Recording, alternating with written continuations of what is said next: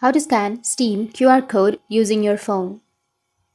So if you want to scan your Steam QR code using your phone, then what you need to do is first you just need simply open up your PC or your laptop and you'll have the QR code on your laptop, right? So if you want to scan that, then you need to open up your Steam application on your mobile device. After opening, now here on the bottom middle, you'll have a security or a shield kind of icon. Tap on it. Now you just need to simply go with Add Authenticator. So tap on Add Authenticator and then add the verification code that you've received on your email address. So you just need to simply open up your mail.